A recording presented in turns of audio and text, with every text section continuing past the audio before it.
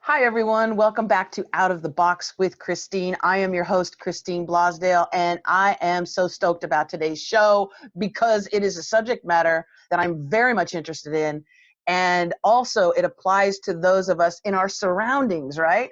What about, you've heard maybe about Feng Shui, but what about Feng Shui for your home using astrology? My guest today is Simone Butler, and she is an expert, an astrological expert of some 30 plus years.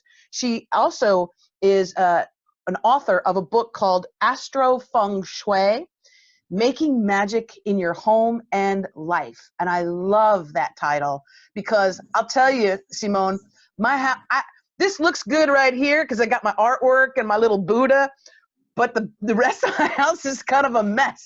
And I want to really talk to you about how we can improve not only our home, the surroundings that we are in, but also our life. So welcome to Out of the Box with Christine Simone Butler.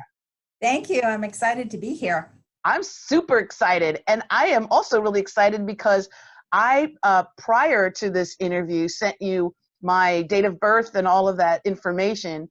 And I want to find out more about what I should be doing in my home, and if you have any insights for me. But first off, I'd love to find out and let our listeners know how you got started in astrology, and in particular, too, how you've applied the Feng Shui aspect. But how did you get started in this whole world of astrology? Well, I was living in LA in the 80s. And if you were there, were you there in the 80s? I grew up in LA, and yes, LA in the 80s, very much so. Yeah. It was burgeoning. I mean, the new age was on fire at that time. And I was taking all these classes. I was walking on fire. I was doing anything and everything to raise my consciousness because that's what all my friends were doing. And so my neighbor said, "Hey, do you want to take an astrology class?" And of course I said yes. And I'd always loved astrology, but I didn't know anything more than just the fact that I was a Cancer by sun sign. That's all most people know, right? Right. So I started taking this class and I learned the basics, and I started looking at charts of my friends and my family, and oh my God, I went crazy. And this is very common when people first catch the astrology bug, they go crazy with it. And it was all I did for about 5 years was study it and look at charts. And then people started begging me for readings. And I never intended to be an astrologer. I was actually a fashion editor in LA. I was a writer. Astrology, who has that as a career aspiration? Right. You don't say that to the high school career consultant, whatever, the coach there. You go, yeah, I want to be an astrologer. No, absolutely not. But then I look back on it, and when I was young, my mom used to always put. Do you remember those little star scrolls? Yes, I loved in the supermarket. Yeah. Get those, and they were like long paper things. Yeah. Well, my mom used to put those in my Christmas stockings every year. And do you know that I actually ended up working for that company for many years? First doing phone consultations back in the 900 line days in the 90s. And then after that, I was an editor and I wrote the daily forecast for them until it finally went out of business, that little scroll, in 2009, which grieved me because I loved the company. I loved, it was a great little gig. It was cool. That was before really having the internet and like going online and finding stuff. You couldn't wait to go and get those little scrolls in the plastic and. Right. Yeah. And you wrote some. Did you write some of those? Oh yeah. Oh, you probably wrote one that I read. Probably. It was a formula, I had to follow kind of a scripted thing, but I created within that format. So those days, let's see, was it the late 80s, early 90s. Remember this thing called America Online? Oh yeah. Well, back in the olden days when you had that dial-up modem, right, with AOL, they actually had communities. Do you remember they had the communities, right? So all of the content was written by people that were doing, in those communities, whatever it was. If you're into sports and things like that. They were actual, real people, not these corporations that, that they have now, these mega multinational corporations. But in the entertainment channel, which was very popular with people, I had a gossip and entertainment column called Beatbox Betty. It was called the Daily Fix. It was called the Daily Fix, Beatbox Betty. And I would get up at the crack of ass to write these little quippy little things. And I did it through a cartoon character. So it wasn't Christine, it was Beatbox Betty. And that was the golden days of online. And man, there was so many great opportunities. I did that for a while, and it was very, very cool until they got Time Warner in there, and then they mucked it up. But yeah, that was a really cool time. I remember that. Yeah. So you did that for a while. You were doing the star scroll stuff and still studying astrology, and more of your friends, more and more people wanted readings, right? Yeah, well, and let me just say that the study of astrology never stops. I've been doing it for over 30 years, studying it for even longer, and even now I'm still studying. I just took an online class through the School of Traditional Astrology about something called horary astrology, which is where you can, a person asks a question and you cast a chart for the moment they ask it or the moment you receive the question. And there's all these rules for it. It's ancient. It's something that dates back to the Greeks and even earlier than that. And you can determine not only the answer to the question, is this a good idea that I do such and such, or should I partner with that person, or, whatever, but you can also see the circumstances around it. It's like a divinatory arm of astrology, because I see astrology as divination, truly, and in its Egyptian and Sumerian roots, that's what it was. And you can do so much with entrepreneurs when they're, I'm thinking about investing in this course or software. I'm thinking about taking on some speaking gigs. Should I write this book? Oh my God, there's so many things that if they can get that insight from you, cha-ching, cha-ching. Yeah, I just did a reading, a horary for a client who has a house in Spain. Now, 3 months ago, she asked me, should I sell the house in Spain? She wanted to really get out from underneath it. And I ran a horary and it looked horrible. It was like, don't even bother, And so 3 months later, she wants to know again, God, I just really want out of here. So I ran another horary and it was so favorable. It was like, do it now. You're going to get full price, And so it shocked me that it could be so different in only 3 months' time. And it taught me something, because I didn't realize that it seems that 3-month increments are about how long the horary's judgment, as it's called, is good for. So. Wow. And you've been doing this for so many years, and you'll continue to do this, obviously. So what I had opened up a little bit and talked about the book that you've written, Astro Feng Shui, Making Magic in Your Home and Life. So we can apply some astrological aspects to our houses, to our homes. Yeah. And you're a Cancer, so Cancer is all about the home. I know that. Yes, it is. And it's all about the moon, and especially the new moon time period, to me, is the power period of the month. That's, for those that don't know, that's when the sun and moon come together. It happens usually once a month, and it is the time to plant seeds for whatever you want to have happen in the month ahead. And so it was a whole story behind how I brought astrology and feng shui together, but just to keep it short, a friend of mine was getting her certification at the Western School of Feng Shui, and she needed people to practice on. So she came to my house. We spent 3 hours, feng shuied the entire place, and the energy of the place changed so dramatically. I can't even tell you how different I felt and energized, and things started happening. And So being an astrologer, I of course started thinking, gosh, I bet there's a correlation between this. And in the Compass School of the Chinese School of Astrology, they do work with Chinese astrology in that, but I don't do Chinese astrology. I do Western astrology. And so with the Bagua map, which is Western astrology, I started thinking, how do these fit together? And I found a way, and it's through the new moons.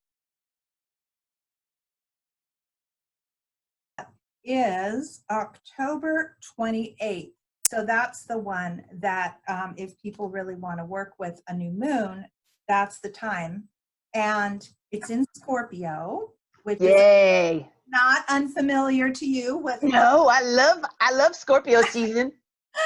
And the ascendant in Scorpio. So this is a profound one for you. Now, I correlate the Scorpio new moon with the wealth area of your home. So to figure out where that is, you stand at the entrance of your front door, looking inward. Okay. And furthest left-hand corner. Okay. Furthest left-hand corner. Yes. So what have you got in that corner? Well, when you walk into my door, into my house, there's the living room area, but to the far left corner is my kitchen area, but I have a screen, like a soji screen in front of it so you don't see the stove. Mm-hmm. And then I have my desk, which is actually supposed to be my table, but it's my desk because that's where I work for the most part. I do the recordings here in the bedroom, but to the far left corner is really the kitchen area. And again, I have a like a soji screen there so it blocks, so you don't see you don't see the kitchen so much. So that's your office as well as the kitchen? Yes, it's kitchen slash living area. Oh, okay. Yeah. Well, actually, it's quite good to have an office in the wealth area, or GUA, that's G-U-A, for those who don't know what the heck I'm saying. It's the Bagua map, that's B-A-G-U-A, is you can Google it, or there's one on my website that you can look up and see and learn more about what the Bagua map is. But there are 8 different areas, including the very center of the home, that relate to different parts of life. There's fame, and there's wealth, there's relationship, there's health, there's family. So you see every area. Where's the fame and wealth one? Is that the left-hand corner? Yeah, that's what we're talking about. Okay, okay. The Scorpio new moon relates to wealth. Now, Scorpio is often more about the wealth we share with others, or tapping into other people's wealth, or benefiting them and you. And it's the not win-win-win. We like that. Which you're very good at, and raising money, which you've done so much of, right? That's so Scorpio. The opposite of that, which is Taurus, is also wealth, but that's more about your own earnings. It's more strictly just about you. That's my wife. Oh, really? Yeah, I married a Taurus. Uh-huh. Well, I think opposites work really well, especially when people are mature. When people are super young and don't know themselves, the relationship of opposites can be problematic. Yes, yeah, but I find that she has qualities that I don't, and I have qualities that she doesn't. She's more physically grounded into the earth, right? Right. Like I'll tell her about a great idea I have. Oh, I'm going to do this and this, and she's like, "Okay, wait. Now, how are you going to make money at that?" And I'm like, "Don't worry about that." Right. Yeah. Well, so back to the new moon. It actually is falling on. Let's see. It's pretty darn close to Halloween, my favorite holiday. Or it's what's called Samhain in the Celtic wheel. You know, I'm a pagan. I like to, Halloween is fun. I dress up in costumes too, but there's a deeper meaning to that holiday. What is the deeper meaning to Halloween, or All Hallows Eve, so to speak? Well, it's a Scorpio meaning. Scorpio is about death and rebirth. We're entering the darkest season of the year, the season in which we're headed into winter, you know, which is where everything dies and goes underground in order to be reborn in the spring. And so that's what the people, you know, when people live closer to the earth, and that's all pagan means, it's of the earth, they had to pay attention to these things. And Yes. that's where the deeper, darker, not dark in terms of negative, but dark in terms of inward. So we go with, sometimes we'll go within, Yeah. we'll nurture ourselves a little bit more instead of being like in the spring and the summer, like out and about Yes. type thing, right? Yeah. Exactly. So the life force energy pulls within as the weather gets colder, at least in the northern hemisphere. It's the opposite in the southern hemisphere. But and we, you know, it's a time to fortify ourselves from within, and that's really what Scorpio is about. So the new moon on the 28th is your power point for the month ahead, and especially in terms of wealth. So what you want to do is examine closely your wealth area.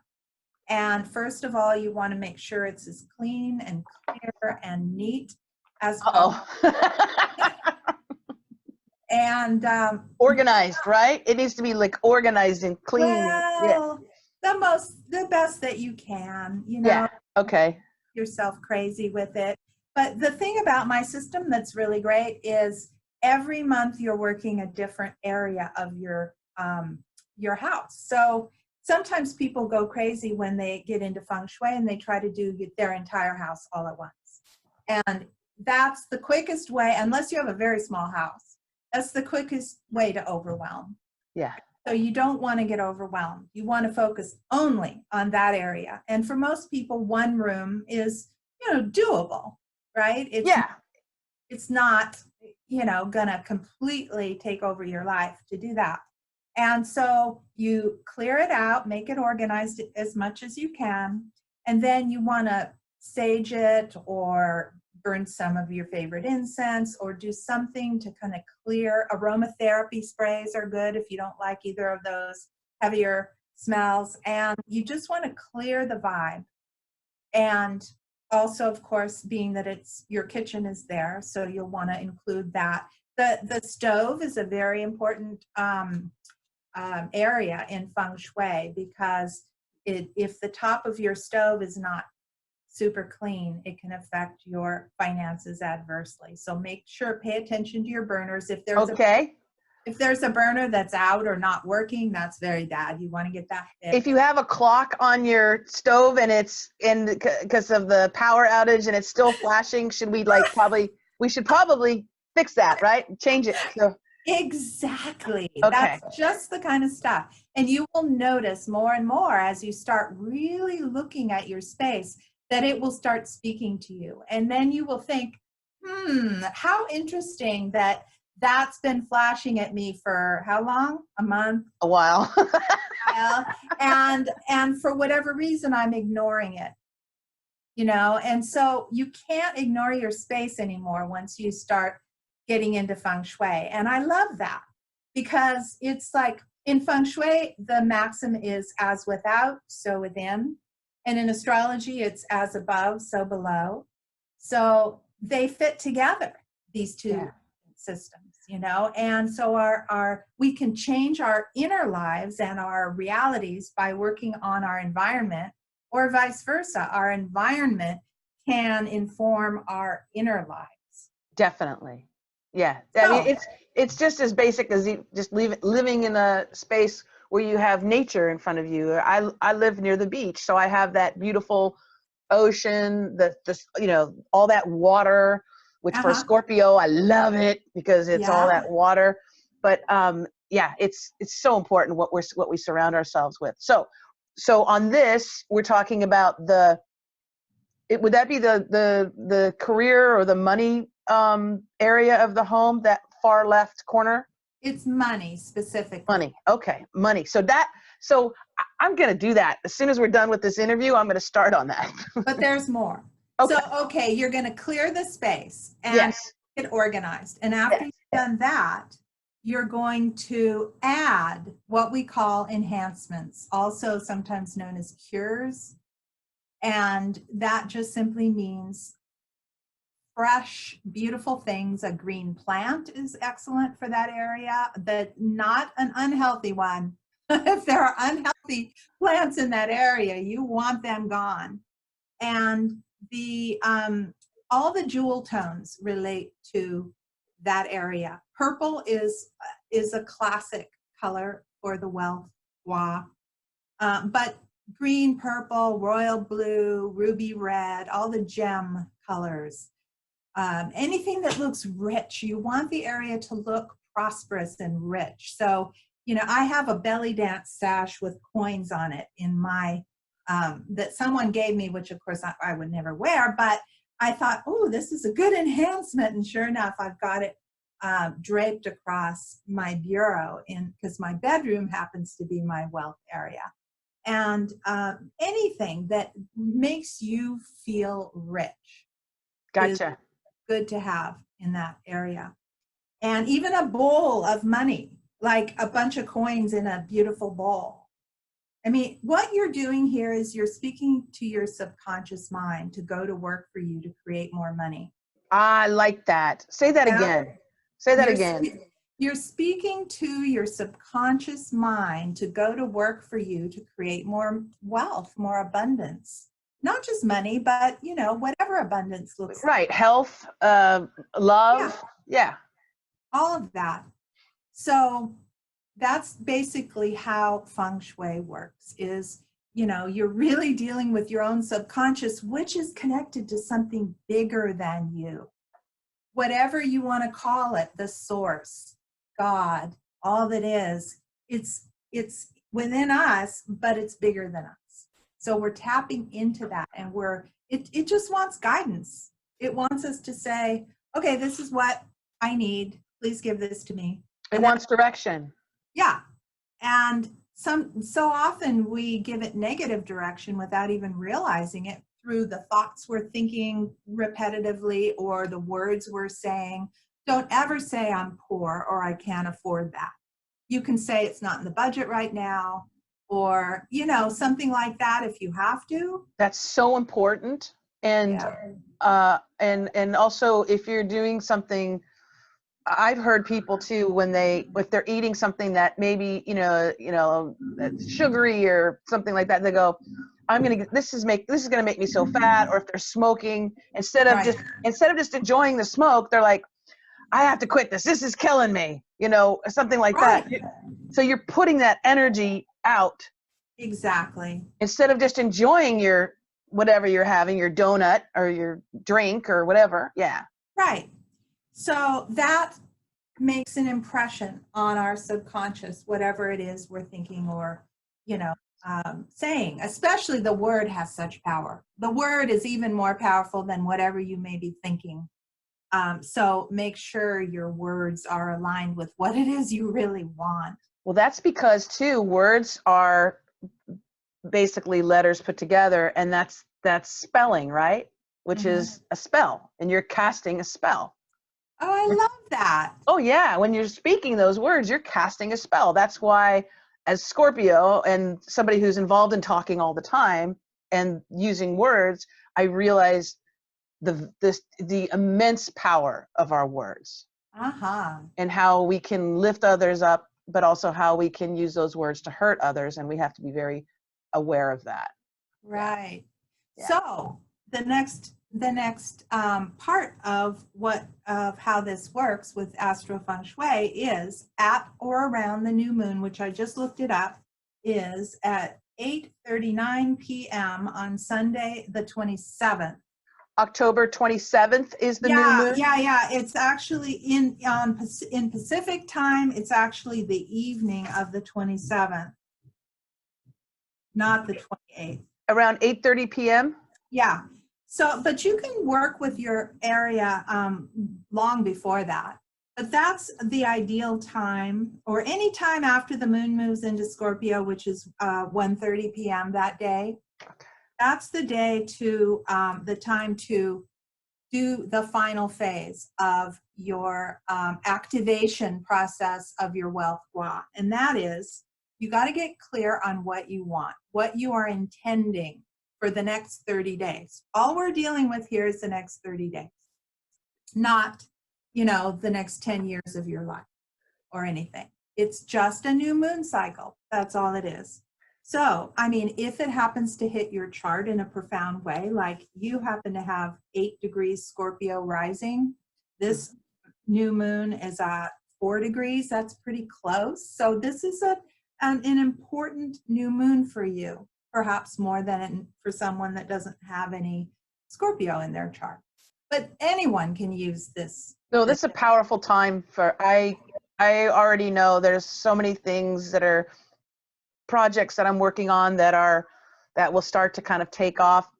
I'm an author in a book. It's the first time I've ever been published in a book, and I'm so excited, and it's coming out in the month of October. And then at the end, I'm going to Australia to be with my wife to celebrate my birthday. So that's right around the time that I'll be going and being with her. So it is a very, very busy, but also very beautiful time. Yeah. Yeah. It's a power time for you, for sure. So what you want to do then around the time of the new moon, or just prior, after you've cleansed your space and made it as neat and clean as possible, is you want to come up with what your intention for the month is. And I always like to write it down as well as speak it out loud. And it's good to light candles. So any of those jewel tones, green, purple, royal blue, any candles that appeal to you. It can be just one candle or it can be two.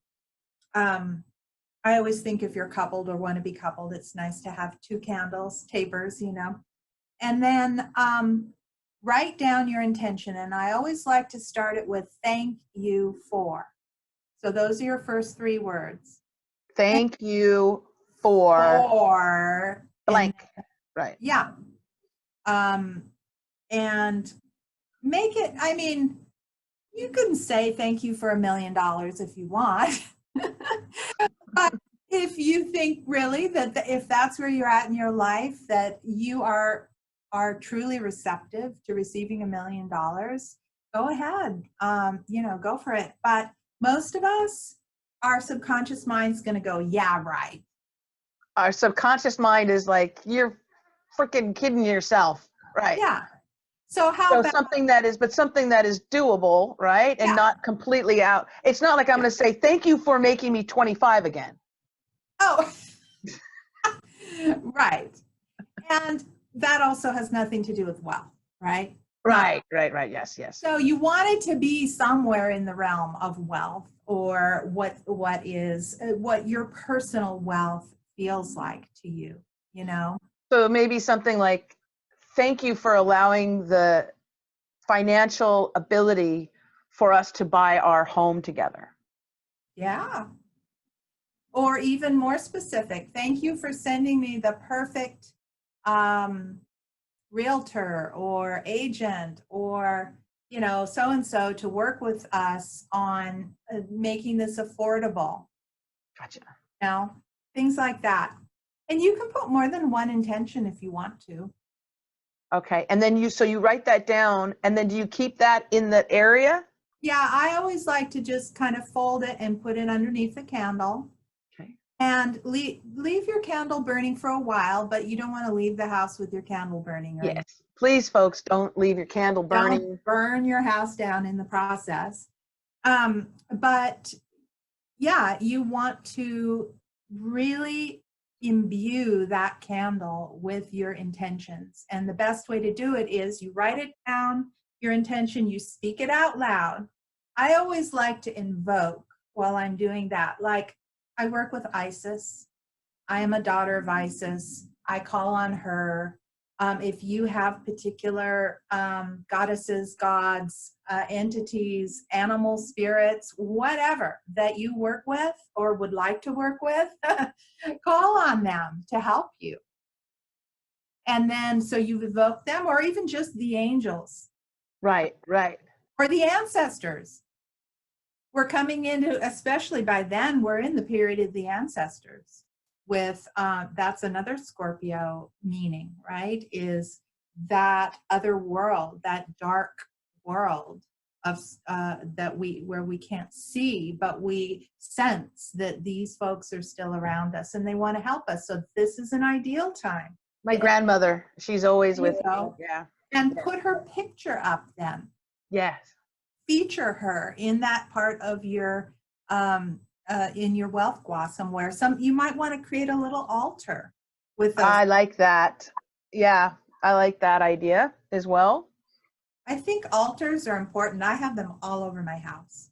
You know, everywhere I turn, there's an altar for a different purpose. Yes. And so altars are simple. People don't need to be intimidated by the thought of an altar, and it isn't religious per se. It's just No, it's showing great reverence, I think, and love. I had to recently put my beautiful baby.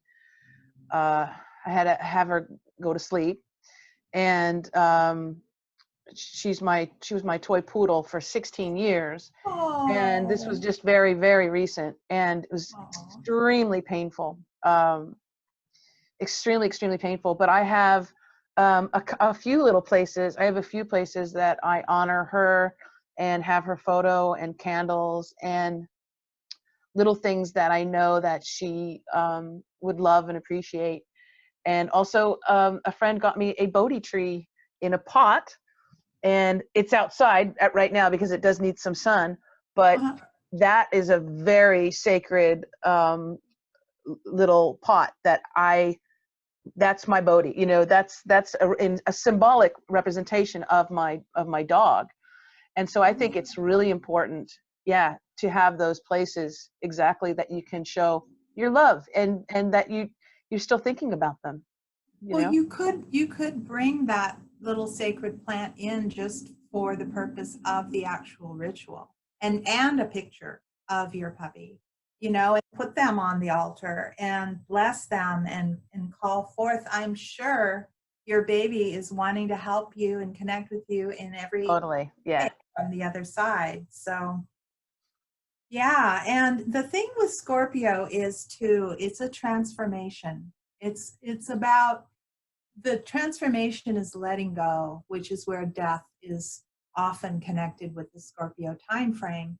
You know, we shed our skin like a snake. The snake is a Scorpio creature.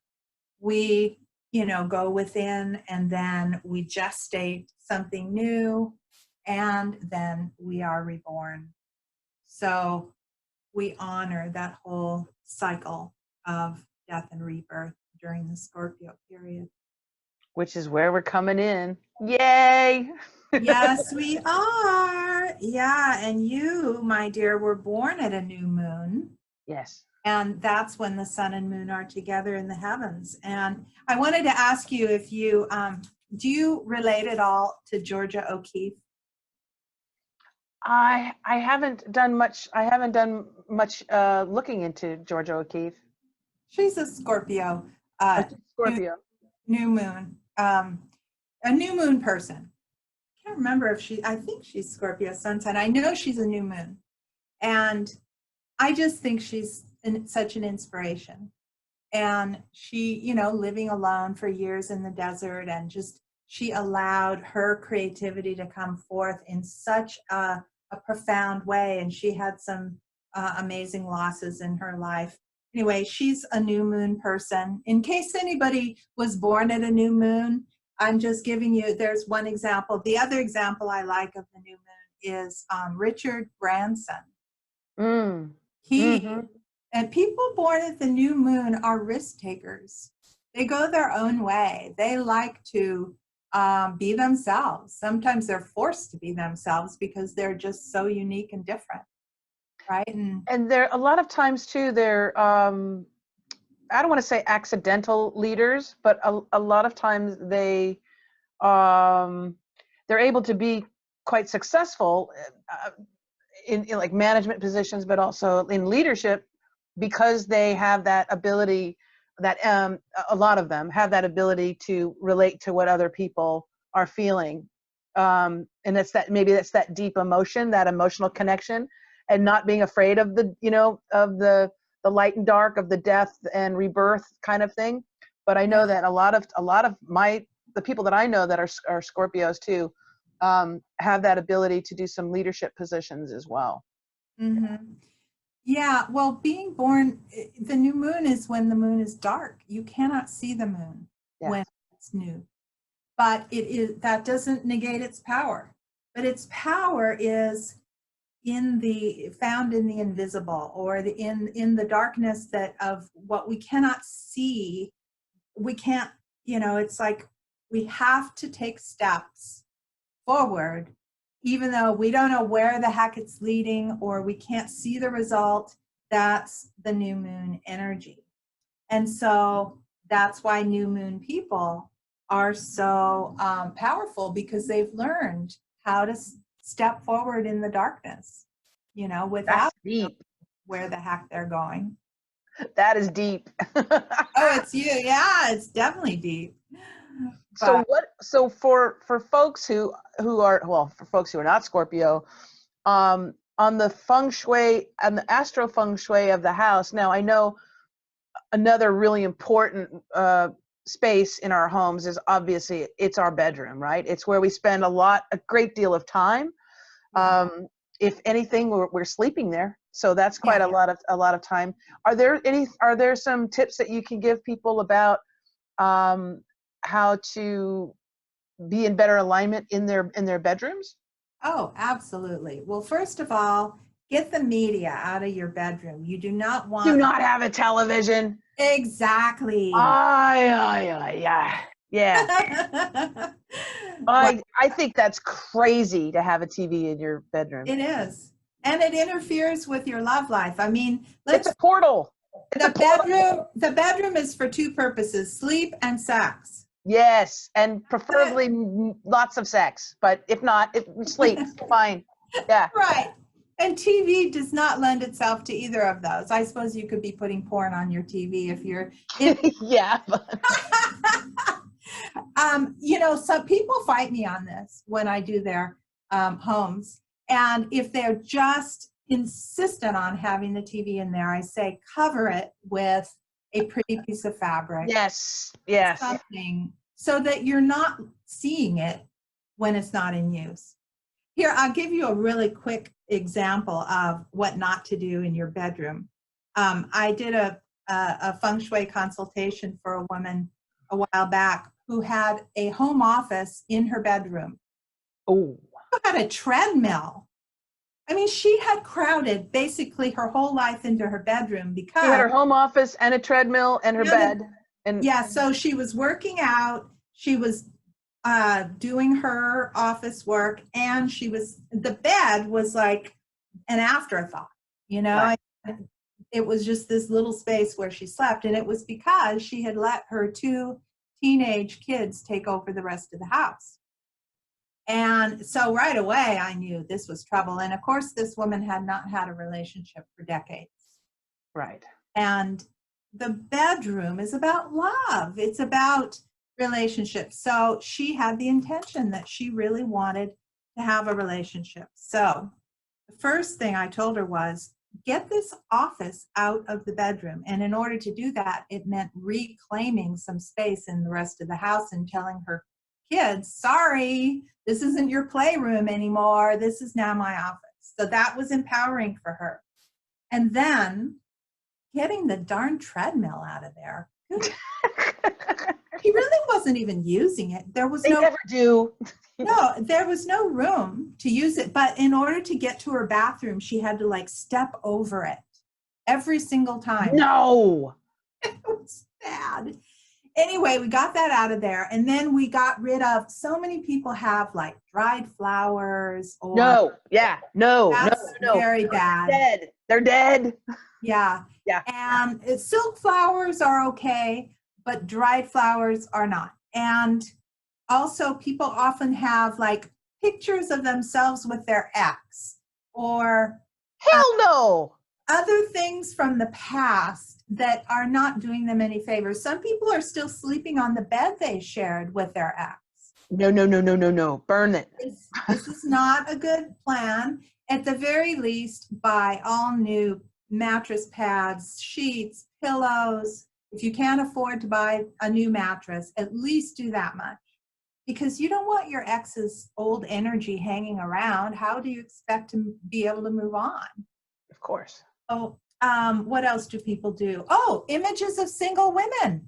Women who want to get married often will have pictures of either themselves alone or of even a goddess alone on a wall. I mean, I'm not saying don't have pictures of, I have Lakshmi above my wealth altar. She's the goddess of wealth, but keep it to a minimum. If you want to be coupled, and this goes for your whole house, not just your bedroom, don't have pictures of single, especially women, but any single images all over the place. And people do it.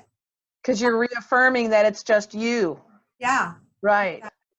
So we cleared out all that stuff. We found a couple of great, beautiful pictures, like spiritual pictures of couples that she had hidden on other areas of the house. And we brought them in, put them above her bed.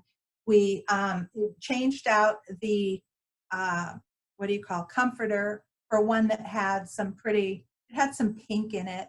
The more you can bring in heart-lifting colors, it doesn't have to be pink, but, something that feels yummy, that, can be whatever colors you like, but gray and black and, dark shades don't really belong in a bedroom, or only just as accent colors. Gotcha. So we did this, and oh my God, the energy was so different. And the kids were now on notice that, mom is taking back over, she's coming into her power, right? And then she started on, I think, Match.com, whatever. Anyway, she met a man and they got married, and she ended up moving into his place. And then the kids took over the house again, but at least she wasn't in it.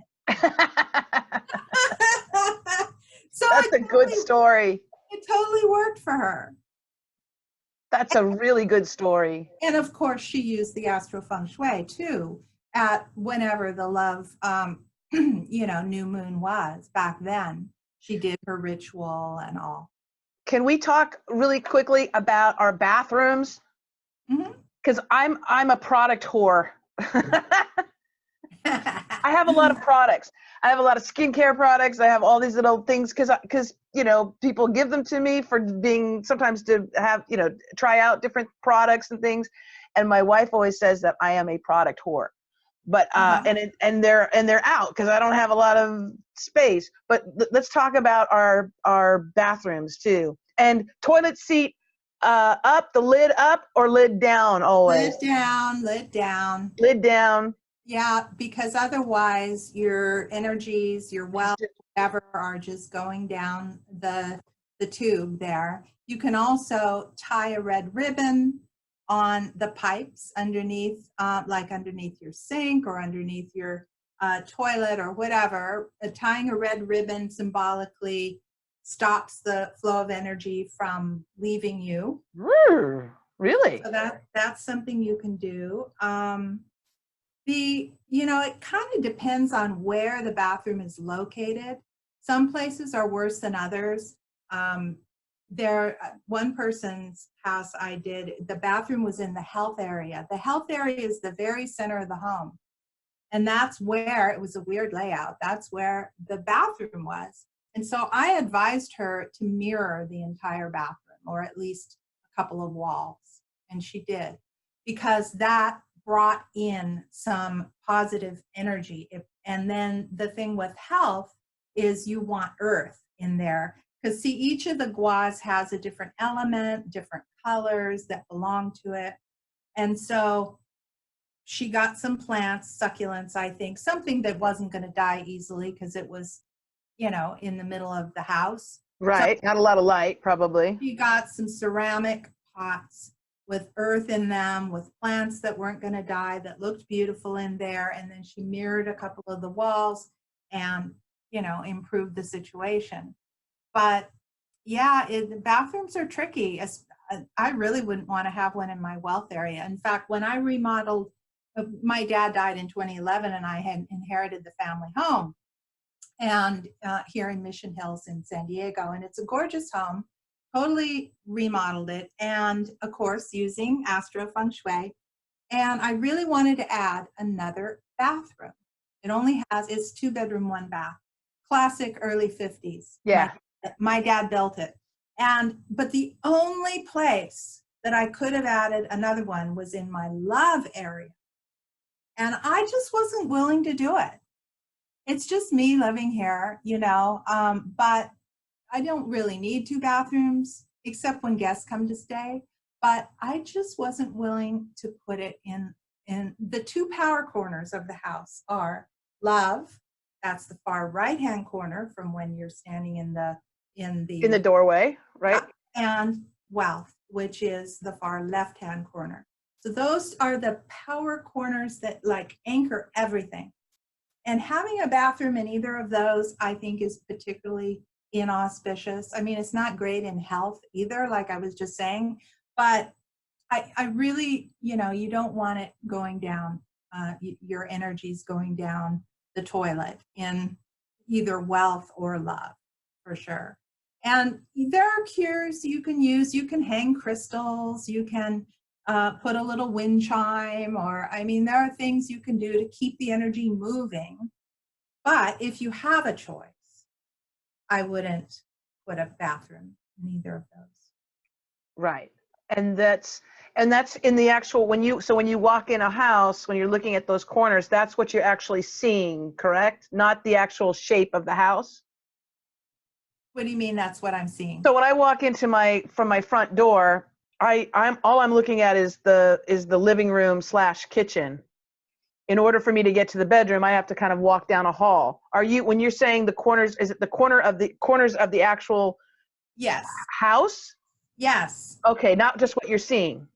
Oh, exactly. It's okay. Itself. So in some cases, it's really, especially if I work with people at a distance, they can send me photos of the house, but I also need a floor plan. Gotcha. Basic, just super basic, to show me where the different. Okay, so actually so you said the far right corner of the space is the love, right? Yeah. Mm-hmm. So that's the bedroom. Yeah. Perfect. Yes. That's the bedroom. What color scheme do you have there? Well, I am Scorpio, so I have a lot of black, black, silver, a little bit of turquoise, because I have these paintings, but you can't see. I have painting as I went through an artist spurt, and I painted. Do you remember Richard Dreyfuss in Close Encounters of the Third Kind? Do you remember that movie? Of course. When he gets obsessed with that mountain thing, and he's in his living room, like making that big thing with mashed potatoes, that big mountain. I had a time where it was like I just painted, like feverishly painted. So I have paintings all on the walls because I couldn't paint these walls. My landlord didn't want me to paint, so I was like, well, then I'm going to put my own paintings up. So because to bring in color, but I have a lot of it's black, silver, white, a little bit of gold.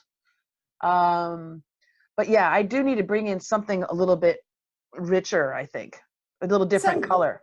Yeah. Deep rose or burgundy, those are Scorpio colors as well. Oh, I like that idea. Yeah. I think a burgundy, like a rich royal purple, right? Yeah. Well, royal purple is good, but burgundy is more. Oh no, burgundy's more wine. What is it? Like wine. A deep red. Yeah. Yes. Okay, I'll do that. You can still work with your love area. I mean, you can work with any part of your house at any time that you want. It's just that if you want to reap the full planetary power, doing it at the new moon that corresponds to that energy is, then you've really lined everything up.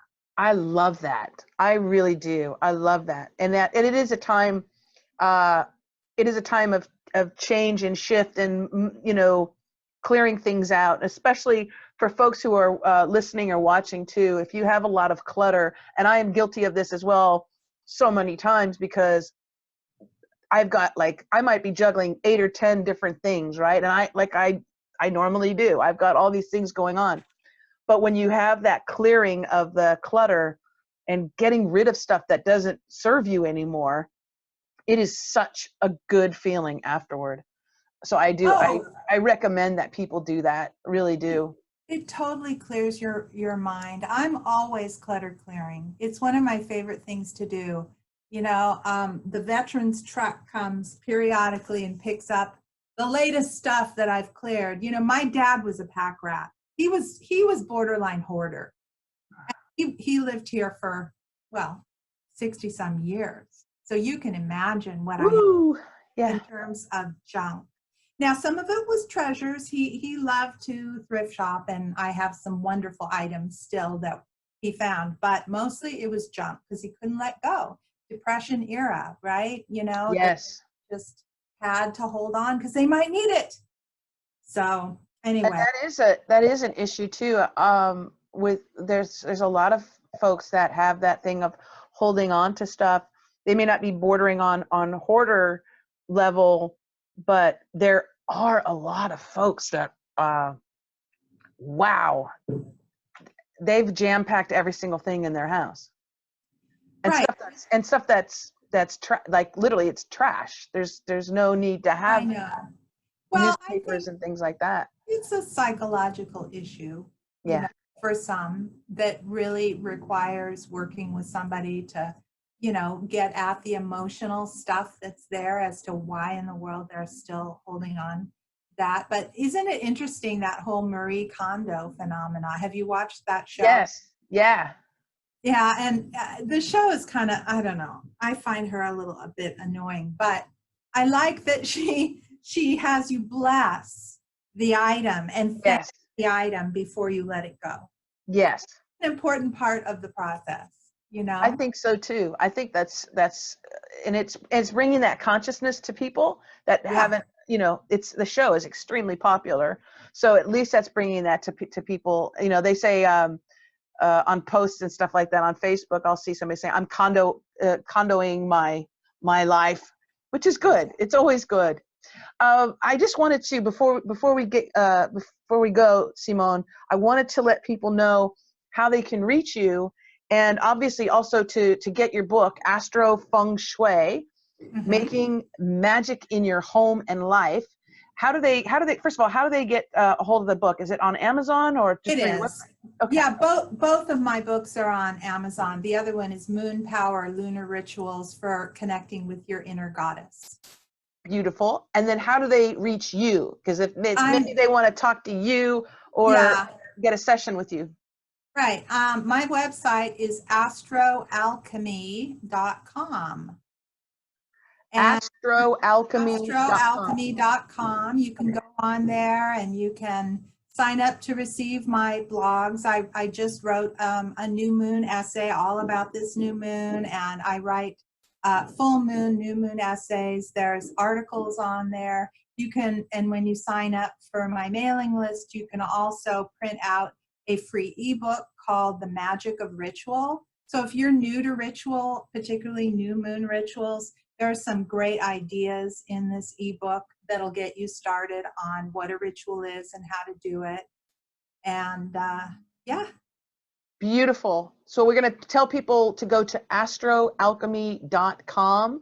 I'll have a link to that in the notes of this program as well, a full link to that so you can check it out.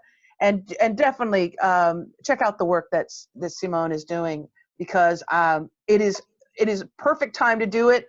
It's around that whole Scorpio Halloween type of time, and it's just perfect, divine timing to meet you as well, Simone. I want to Yes, thank this you has so been, much. thank you so much. It's been super fun. And thank you, wonderful listeners and viewers of Out of the Box with Christine. I want to remind you, please, if you like the show, if you want to share it on your social media, the best way to do it is to share the YouTube video. There will be a link to this so you can easily do that on your social media. And you can subscribe to the podcast if that's what you are into, podcasting. You can subscribe to it on iTunes, iHeartRadio, Spotify, Podbean, and most of the major platforms. Until next time, I want to remind you to always think outside of the box. For more information on me, you can go to outoftheboxwithchristine.com or christineblosdale.com. All right, until next time, have a beautiful day. Bye, Bye-bye. Simone. Bye.